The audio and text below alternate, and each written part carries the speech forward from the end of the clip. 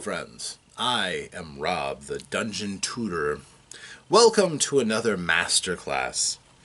This is the part 3 of the GUI Cube, The Darkest Dream, the first episode of the Red Star Rising campaign. And this particular episode is about the start of the campaign, how to open it up and make sure it goes off with a bang. So, let's begin. First of all, we've covered what's in the box. So by now you should be pretty familiar with it, and you should have read the adventure. Hopefully your players have read the pamphlet, Being Hanataz, and they understand their characters.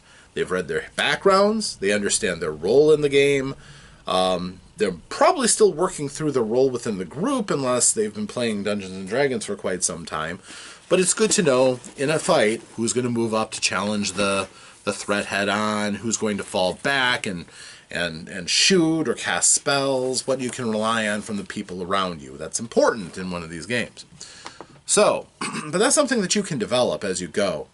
Fortunately, this game has a quick moment of combat to start things off, which really helps you to angle that quickly. So, again, Being Hanataz. Players should have read this. It would also be nice if they read the glossary at the back and picked up a few words that are used commonly in Xayathay. The pre-generated characters, they should have them in their hand. If you want to use the other characters that are in the box, treat them as NPCs, awesome, do it. It's really nice to be able to pull out a random fighter when the group needs a little help and throw them into the fray.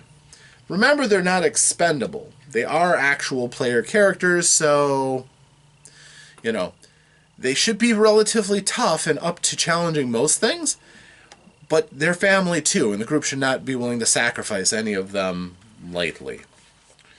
So, what do you need to get this whole thing started? Well, first of all, you need to have read this, and you need to have had the GM screen handy so that you can make things work out the way you want to. Right away, you're not going to deal with a lot of special items, so I would set those aside. Have your GUI game rewards deck handy, because we could give one of those out right away as soon as the action starts. Now, this is something that this makes sense to me after running it. I think this would really help you out. You've got a big old stack of portraits, and you've got a nice big stack of handouts and things to show your players. Be realistic in the amount of time you're going to spend playing it, unless you are going from start to finish in one long path. I would recommend weeding out the ones you're not going to use. So, at this point, I am going to be only talking to game masters. If you are a player, go away. The rest of this video is not for you. We're actually talking about running the game, and you'll get a lot more enjoyment out of it if you are experiencing it first time. If you learn about the stuff in advance, if you know to brace for the parts that you want to be immersed in the game, you should not be braced for those elements. So, just go away. I have other videos for players. This isn't it. Game masters only. Are they gone? Good. Let's go on. So, with the character portraits, like I said, you've got all these and you're itching to use them. Well, think about what you're going to reasonably encounter. And this is what I would do. First of all, you have 3 people that you have portraits for that the very first encounter is going to involve. The 2 of them are the first 2, so it's pretty easy. Constable Rolf and Borag. Borag, of course, is the father figure, and he's the one who's going to be talking, and he's going to be telling you what you're going to be doing, so it's important to have him. Now, notice what I'm doing here is I'm flipping through the portraits. You don't want to be doing this while you're running the game. Bear this in mind. You want to have these organized before you start. So, what do? Well, I've got 3 characters that I'm going to be using right away. So I would have these separate and ready to go behind my screen. If I don't have a screen, I would have a clipboard and have them arranged in order. First of all, they're going to talk to Borag. Borag's got the first narration, and his point is, I'm proud of you, my Zatis, but you have responsibilities. You are not going to be standing in one spot and guarding things. No, your duty is to the entire troop. As the Zatis, you are going to be going through and making sure that everybody else can do their job and as safely as possible. You will look for dangers, you will look for threats, you will look for disharmony, and you will put an end to it. Troublemakers out. No bloodshed unless you are defending yourselves. Do I make myself clear? And at this, you can flavor this up however you want, but the players should come across with knowing he's the boss, and if you come up with a nice voice, remember, he's ogre-touched and a half-orc. There's not a lot of subtlety there. So, I mean, yes, you could go against, it would be possibly hilarious if you wanted to show this portrait and go, so, the teeth. You want to do something for me, do you? You want to be as grown-ups in the carnival and you're going to go out and do things for all of us? All right, fine. You can go out and you can keep an eye on things and make sure there's no problems.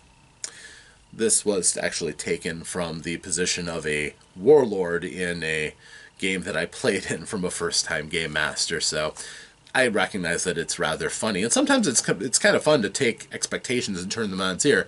But for me, Borag talks like he means every word, and he's so passionate.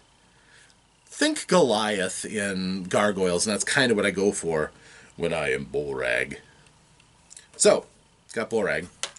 And then Constable Ralph comes in and immediately becomes the first person that players learn to despise, because he doesn't want anything to do with you Hanataz, Shizat. Make sure that you are well away as early as possible. I will not tolerate you. A little bit of a noble voice there, perhaps. A little deep. Keep the register down. He is a man sort of action. I mean, he looks like he's, accompanies and, takes care of himself pretty well. I don't know if you can rock the ravishing mustache and beard thing he's got going on, but, he should be, out of all of the misfits that he's got for the watch, he should be fairly intent and articulate. And it should make very clear the positions of the anti-Hanataz who are in the town. We tolerate you, but we don't want you here a moment longer than you need to be. Which is generally the philosophy of a lot of people who aren't enjoying the Carnival. We don't want you here any longer than you have to be. He is not doing it, by the way, because, his religion is forcing him to do it. He probably doesn't like the disruption of events. The increased worry about crime, having to have his constables out here, or his guards. And also, his own interests, too. So, he's a complex person if you want him to be. Otherwise, he could be a one-dimensional just jerk that your players are going to learn to dislike. However your players choose to deal with it, the standard default is probably to dislike him. I would generally try to make Borag somewhat sympathetic to start out with. He is Dad, after all. He is a loving father with a stern hand if he needs to have it. Make sure that he does not tolerate nonsense and foolishness. These young Frenta are being tested even as much as they're doing their work and earning their pay, or earning their keep and everything. So, he should be fairly serious-minded. The Carnival is at a fever pitch at this point. It's either the day of Darktide, which is the last day they're going to be putting on the show, or the day before if you follow in my footsteps and make it 2 days just so you can do more of the events. There's one other character that you want to have around. Smedley. Look at this face. Memorize this face. Love this face. I love Smedley. Smedley is one of my favorite characters in the whole thing. Why, you may ask? Smedley is not powerful. Smedley is not one who inspires fear. But the group learned to really dislike him because I played his card right away. He is a not-so-random encounter, too, because he is a personage who can pop up and can interact with the characters. And because they saved him from the bear in that encounter, he got hero worship. Even to the point where the group had to say some pretty surprisingly hurtful things to try to dissuade him from going away. Now, Smedley, for me, was all, oh my gosh, you guys are so great! I love you guys! Oh, can you teach me how to swing a sword so I can beat my sister? I tried to work in as much that he's kind of a repellent noble. But that's the card that I played with Smedley. Just because I knew in the future I was going to make him an annoying character to the group. Somebody that they will remember, and when he pops up, yeah, that was what I was going for with him. And it's important to start that early. First times they see him. And honestly, when you look at this face, that is a face that you could learn to just not look forward to seeing. So, that's how I ran it. Now, of course, how you run it is up to you. But there's a few things that I highly recommend doing for the opening encounter. And that is pretty straightforward. You don't have to really worry about having the having a map out or anything like that, unless you want to. The good news is this opening scene is a combat, and as a combat, you determine how much effort you want to put into it. Honestly, what I would do is the thing that I would have out would be this, the Carnival map. Let them see it. Let them get excited about that. If you really want to have fun 3D modeling that, by all means do it. The GUI crew did that for some cons. They actually had a live Carnival that your characters could go into and deal with live game masters. But let them look at this and let them get excited about the Carnival, and then you hit them with the bear. Now, reading through the description as is, they have a nice tone to it. It works just fine reading it as is. If you're the type of person who likes to paraphrase, by all means, feel free. But basically, the group is in for a scrap. A bear is coming. There's a defenseless boy in front. There's a semi-defenseless, it's an old guy with a short sword, standing between him and certain bear mauling. And the guards are too far out to help. The party is there and able to interfere. And they should. Okay? If they don't, there should be awful consequences. Again, it looks like these young Zatis aren't doing their jobs. They're not making sure that the guests stay safe. And especially, this is a noble boy. So if he gets hurt by this bear, they look bad. Especially since everybody in the group has a weapon. So it's not like they can't defend themselves. Some of them are casters, so it's not like they can't help. So yes, initial encounter with the bear. The bear itself is not a absolutely terrifying foe, although the artist's illustration is excellent. But here's the thing. It's how you present it, my friends. The presentation is key for every element of this game. First of all, you have a handout. It's a nice handout showing the bear coming out of the woods and getting ready to rip people's faces off. This is not a foe that you can negotiate with. The bear is, after all, drunk and angry and violent. So, not much you can do about that. In fact, despite the fact there's some very nice handouts showing the various members of the troop. This is not all of them, but it's most of the elders of the troop. And this awesome image of the opening of the day, which is great. And if you're going to match this up to music, check out Tabletop Audio. They have some great festival music. They have some great circus music. Your call what you want to do. I don't find that a melodeon fits really well with fantasy fair stuff, so I generally went with something that had more sound of bystanders and whimsical music than to have more modern circus music.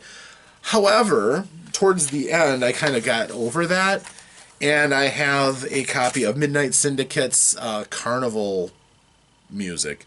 I don't remember what the actual album is, but it has all kinds of fun and creepy music.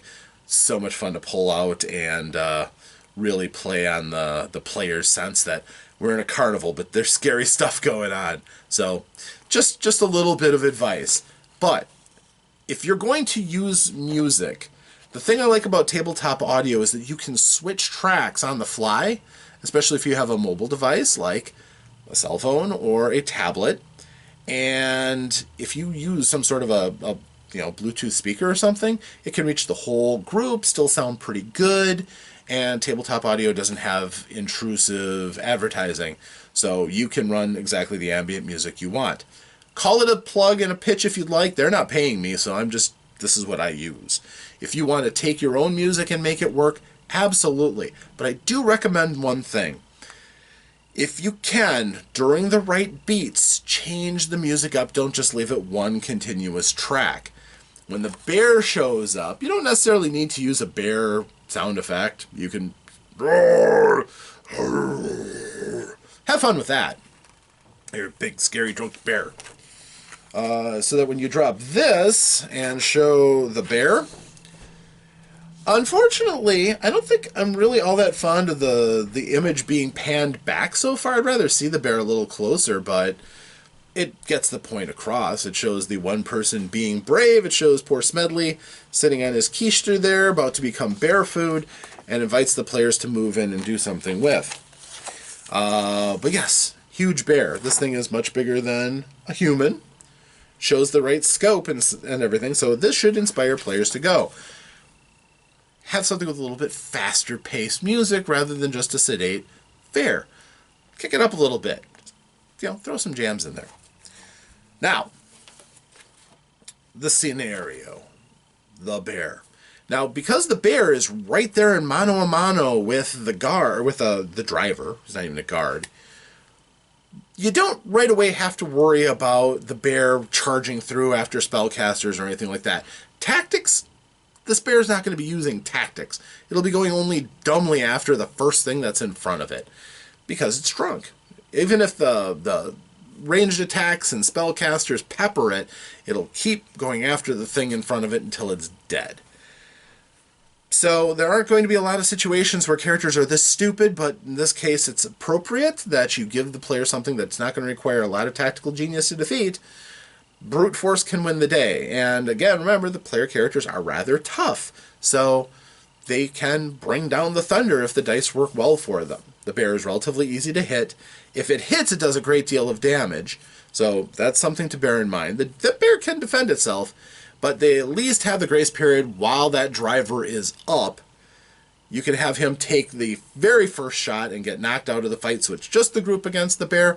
You can have him weather a round first to give the party basically almost a free round to tee off on the bear if you'd like. But it should let the party have a chance, everybody getting to show off their first opening combat move, whatever that might be. Spellcasters would probably do best to think about throwing off a few cantrips and expect that, but occasionally you'll have the player who will blow their first spell. Well, it's a big bear, it's scary, I should be able to hit it with my magic missile or burning hands or something like that. But generally a lot of players in the opening battle are going to, throw cantrips around. Don't be too surprised at that. Don't be surprised that the bear weathers the first assault from the players. Bad luck can happen, certainly, and your dice might get hot. The bear might actually do some pretty good harm. And so depending on how it all rolls out, though, you should allow the players to do as they wish. If they want to stay back and plink at the bear, casting spells, throwing things, shooting things, fine. The bear is not going to advance as long as there's anybody in front of it who will pose a threat. If everybody seems to be averse to the idea of going up and meleeing that bear, you can always ring in the 2 guards from the town who can move up, and they can throw themselves at the bear. Now, they might have, things like halberds, perhaps, which would be pretty good against the bear. And they could, of course, not be eager to throw themselves in harm's way, but it'll give the party time to make the party feel cool. This is a combat you want them to win.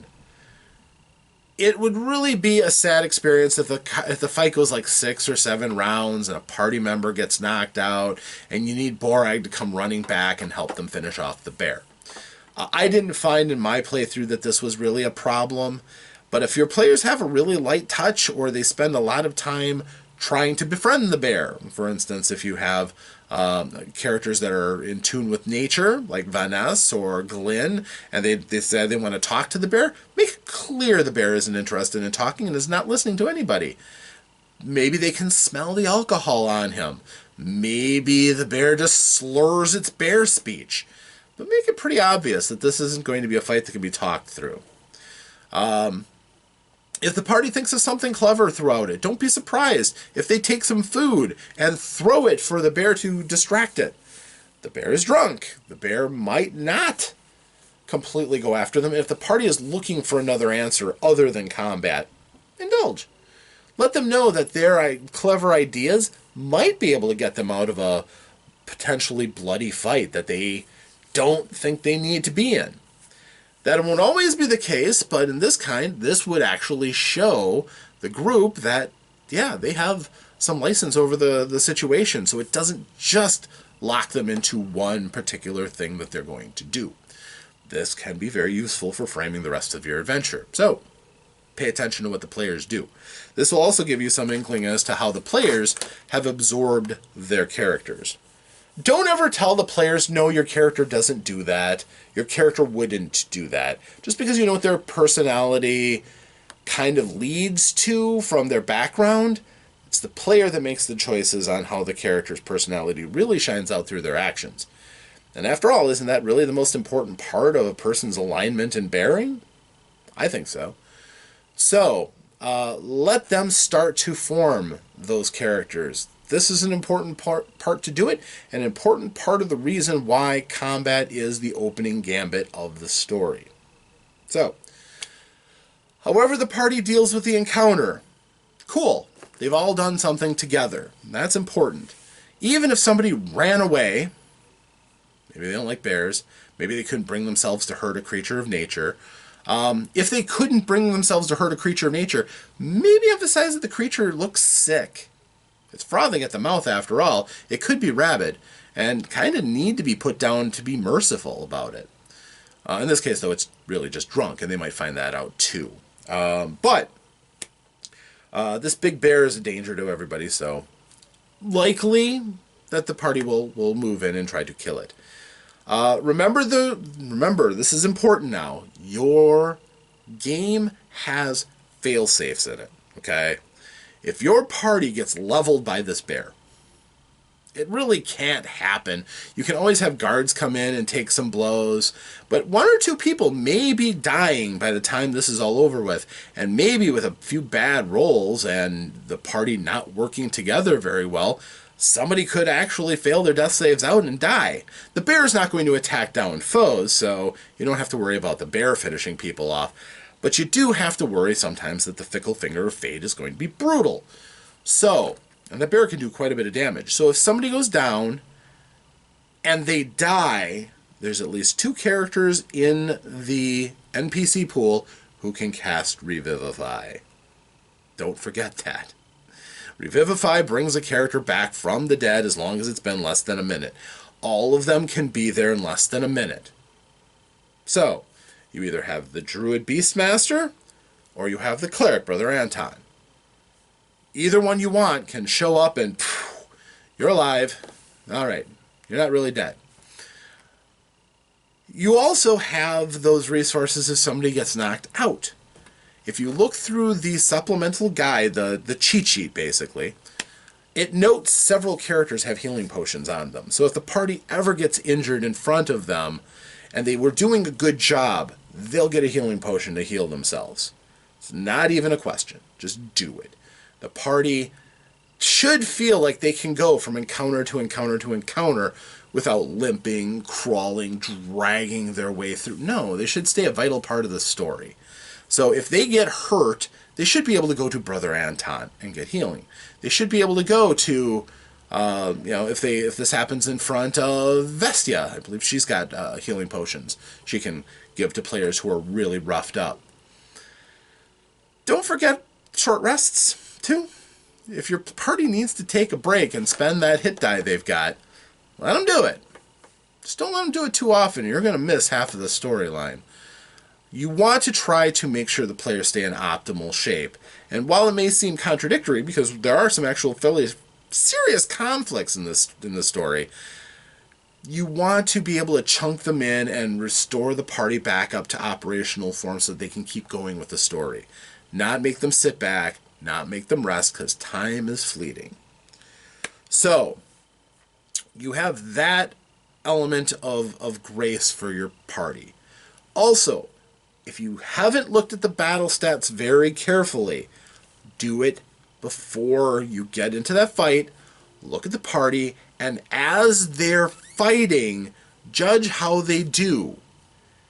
If they are stumbling badly, if they make some bad tactical mistakes, say Vanessa with her sickle moves up and melees with the bear, doing her 1d4 plus 2 damage.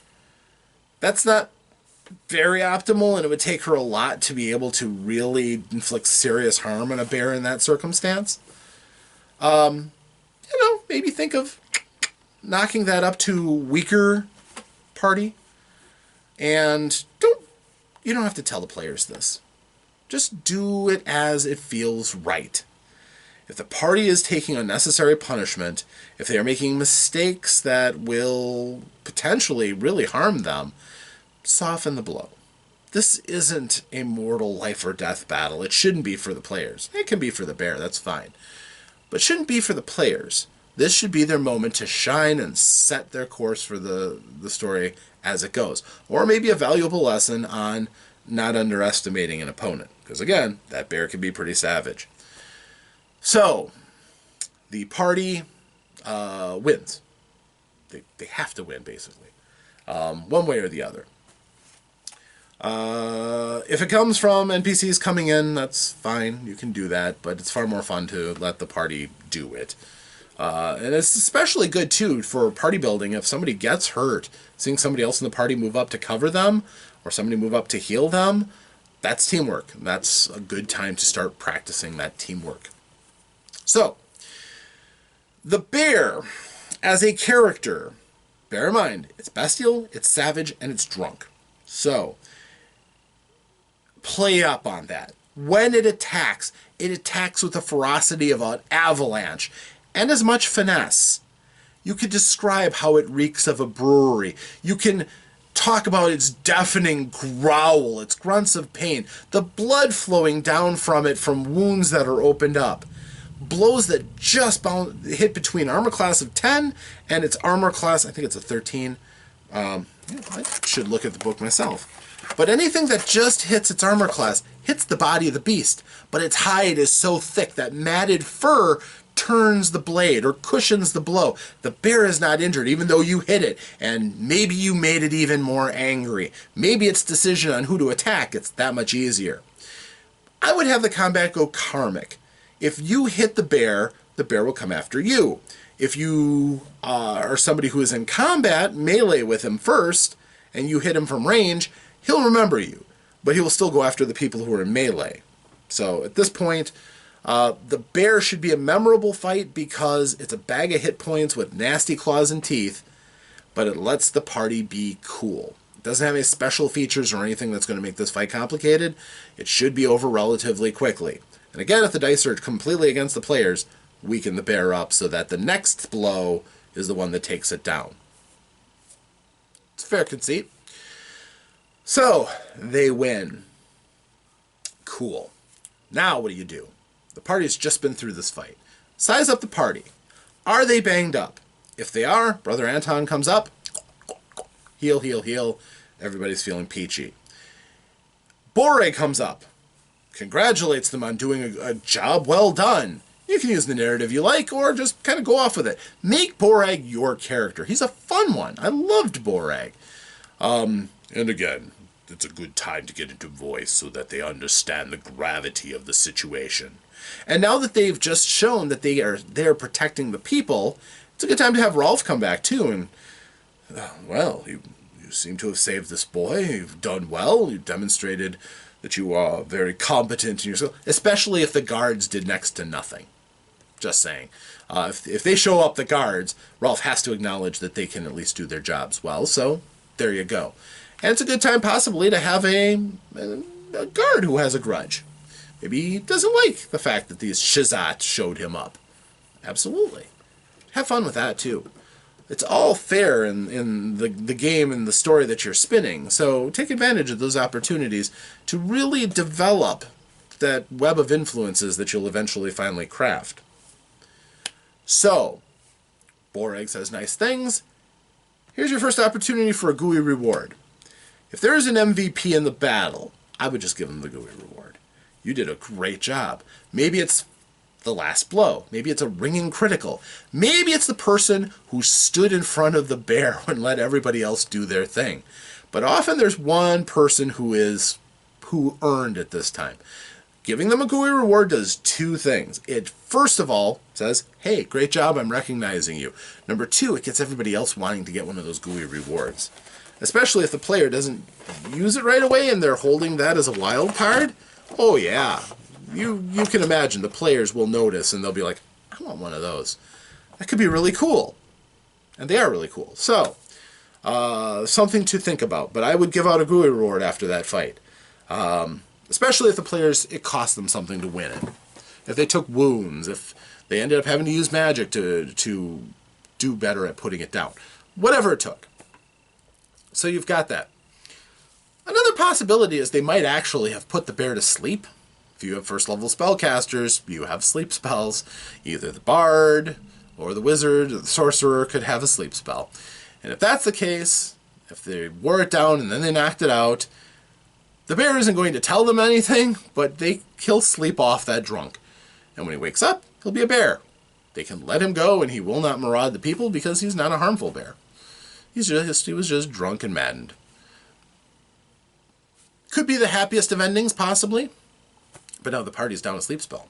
So if you're going to do all this in one day, they suddenly got weaker, and you've got a lot of other things that are going to go on. So, what do you do at this point? There's a forking path, honestly, right in front of them. Number one is they can go explore the Carnival.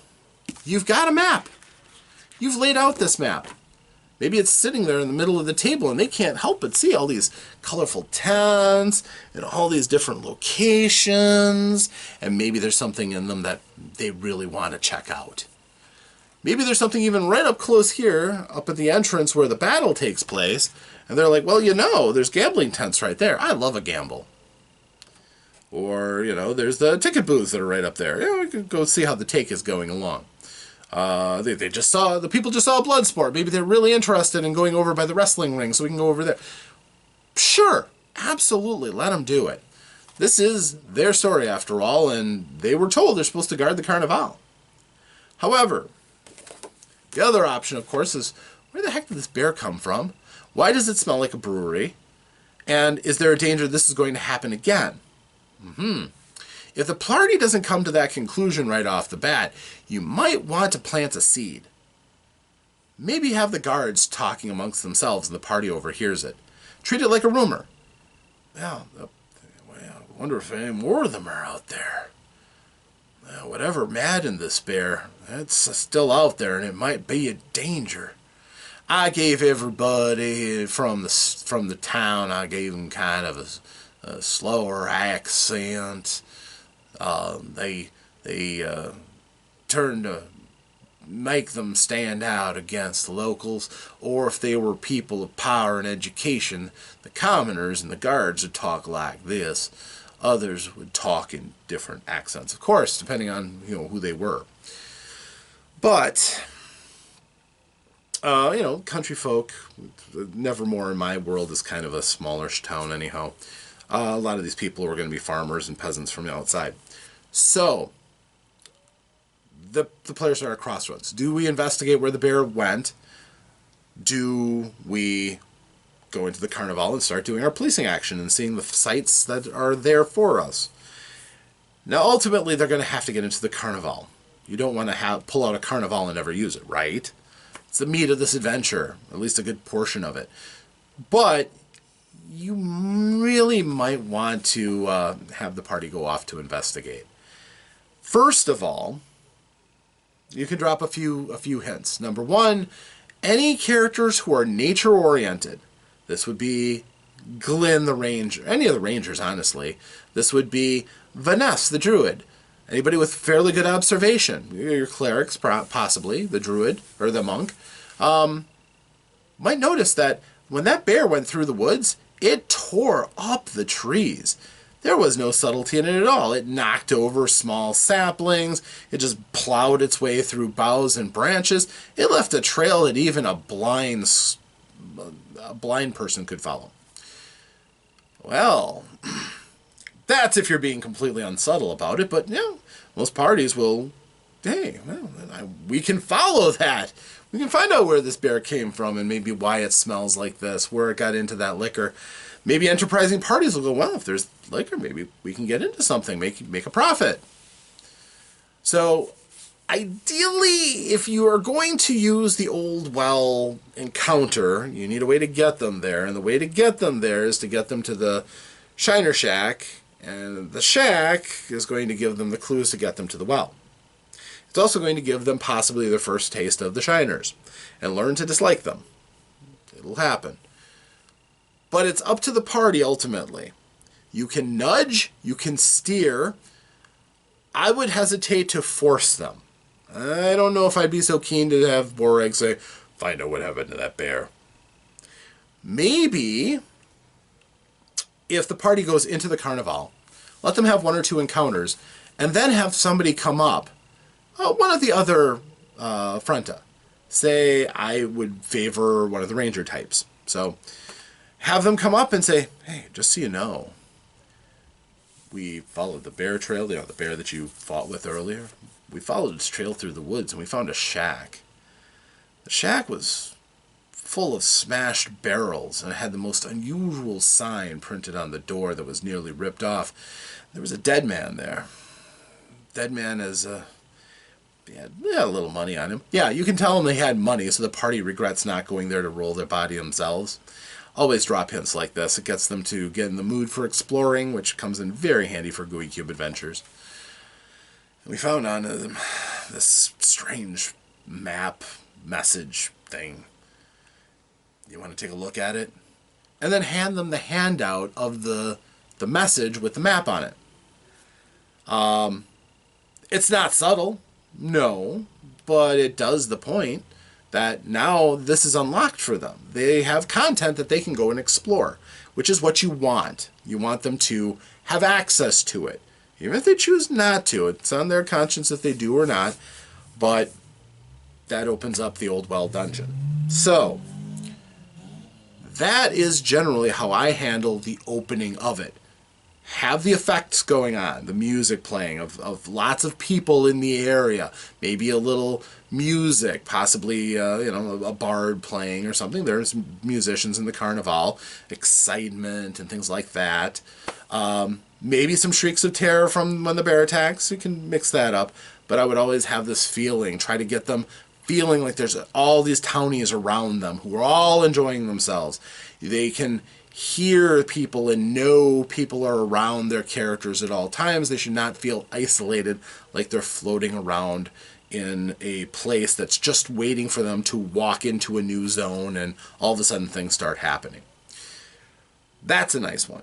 Number 2, make sure you're quick on the handouts. And like I said, be realistic about how your handouts are going to be broken out. I wouldn't just leave them in a big stack. I would partition them into how you're going to use them. Have a separate section for the old well encounter. Have a separate actually, you can leave off the entire bottom section with all of the mess with the Gamithians at the end. That all doesn't have to be there. You could possibly just leave as much of the stuff for the carnival itself, all of the different encounters in the carnival, and have those in one section, and maybe have the portraits of the people who are in the carnival there as well. Again, that'll be the majority of the handouts, but still, having them separate makes it easier to go through. Something that I saw that was a really good idea is having a binder, using sheet protectors and putting all of that in order so that you can easily flip to what you need and pull out and give to the players. That preserves them and keeps them intact. It's a solid idea. And And with a clear protector, yeah, you're fine. You can even put 2 back to back to be conservative, and then just flip as you need to. It's a really good idea. And if you get binder sheets for all of your cards too, then you can pull out, flip quickly to the one you need, pull it out, give it to the players, or you can use penny sleeves like I did. Either way, you want to preserve this stuff so you can use it again and again. It's just a smart move. So, couple of again, reminders of things to do. Number 1, know the adventure and know what the party is doing. The fight against the bear is right in front of the Carnival. Any character in the Carnival, all of the Hanatas, all of the other NPCs, are game to bring in and interact. Even if it's an encounter that you just kind of game planned that this is going to be something I'm going to have them do at some point, who knows? Maybe that encounter can get jumped up because you're going to flow it in. For instance, if you want to, say, have, let's just go at random, shall we? Okay, cue the bear. Bears roar. All right, and I just drew at random Kalnase, Mom. I love Kalnase. She's great.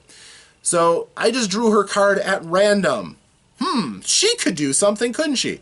She moves in and she grapples the darn bear. She's not as strong as the bear, but she's vastly more experienced. So she actually is a pretty good match for the bear to grapple it, and if she grapples it, it's restrained. Remember, Kalnase herself is a half-orc, and she is a canny fighter. If she grapples that bear and restrains it, the party now all has advantage to attack it. If they're having a problem in a fight, she comes running through the crowd, tackles that bear.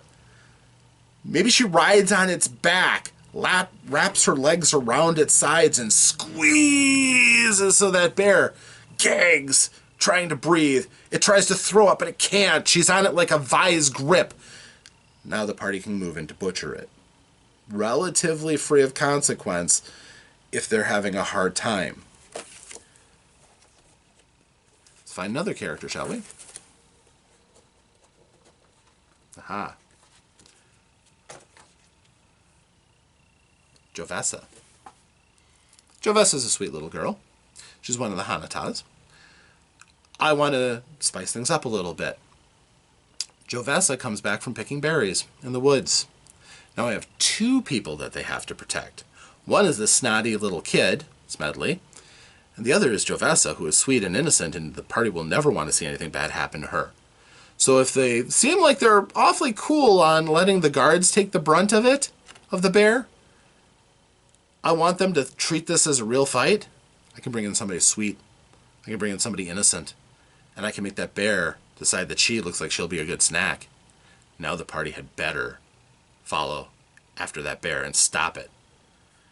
That's how you can alter this thing with all this cast of characters. Jovessa eventually gets a bigger part in the story, but all these characters can be brought in whenever you need them. And this is why it's so important to read the adventure in advance. If you don't know who all these characters are until the players meet them, all of the advantages that you have of making this immersive world, it's lost. These guys can all, these children, these adults, clowns, strongmen, wizards, criminals and ne'er-do-wells and mysterious people, all of them are alive in the world, right? If you knew the game, if you knew who's at which encounters, then they can easily be brought in. If the party is having a scrap, as they might with, say, a couple of patrons at the gambling tents, it's nice to know that just 5 paces over there is Borag at the wrestling ring. If he sees the party having a scrap and having a hard time, do you think he's going to stop and just sit back as his Atis get pummeled? No. He's going to move in and make sure that they don't get hurt, they don't get injured. And if a blade gets drawn and this gets serious, oh, he's going to be there to yell at whoever did it. by knowing that that encounter is there, knowing those people are there, as a game master, you have mastery over your world. That's why that is so important here. It's not just a dungeon where it's room by room by room. It's an entire world that you've built. A tiny little world, but an entire world of moving parts that can all go to help tell the best story possible. And you can use it to your purposes, not how I did it. I might give you some stories, but this is how you make your world. So against that bear, it may seem like it's a simple fight with a bag of hit points with claws and teeth, as I just described it. But if things go a different way or you want to spin a different narrative off it, it's your world. And perhaps you know your players. Maybe you know what they like. Maybe they don't like combat. Maybe they don't like fighting bears. They like to fight things that are pure evil. Oh, don't worry, that's coming. But then you change things. You use these resources and have fun with it.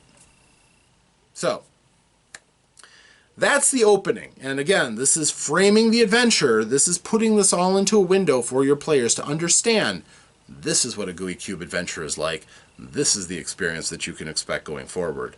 All the things that'll make you excited to come to the table, show off the effort that you put into your game, and hopefully they give you that effort right back with spirited role play, excitement and enthusiasm in what they're doing. You can have a great time together.